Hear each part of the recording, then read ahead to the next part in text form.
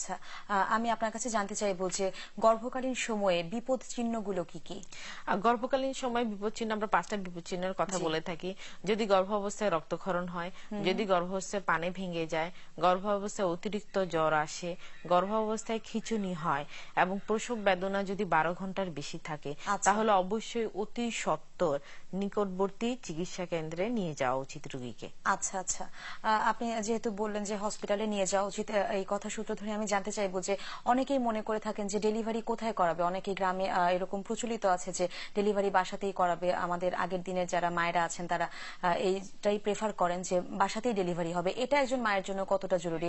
Delivery কোথায় হওয়া উচিত, বাসায় অথবা অ্যাকচুয়ালি হাসপাতালে? প্রসবকালীন সময়ে আমরা গর্ভবতী মানে গর্ভকালীন পরিচর্যার সময়ে আমরা এগুলো আলোচনা করে থাকি রোগীর সাথে, যে প্রথম হচ্ছে কি যে সে প্রতি মাসে কিছু কিছু টাকা তাকে জমা করতে হবে। আচ্ছা। অনেক সময় দেখা যায় যে প্রসবকালীন সময়ে তার রক্ত দরকার বা কোনো একটা ওষুধ কেনার দরকার, তখন তার হাতে কোনো টাকা থাকে না।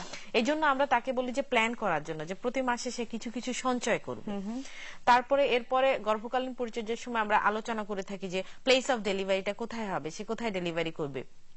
তার যদি কোনো হাই রিস্ক ফ্যাক্টর না থেকে থাকে, মা যদি সুস্থ থাকে, নবজাতক শিশু যদি সুস্থ থাকে এবং তার প্রেজেন্টেশন যদি ভালো থাকে, তাহলে আমরা বলি যে ঠিক আছে, ট্রেন বার্থ অ্যাটেন্ডেন্ট বা দাইমা দিয়ে সে বাসায় ডেলিভারি করতে পারে। তবে এক শর্তে, যে হ্যাঁ, যদি তার অতিরিক্ত রক্তক্ষরণ হয়ে থাকে বা কোনো সমস্যা দেখা যায়, বিলম্বিত প্রসব হয়, তাহলে কাছাকাছি কোন চিকিৎসা কেন্দ্রে নিয়ে যাবে সেটা আগে থেকেই তাকে সিলেক্ট করে রাখতে হবে।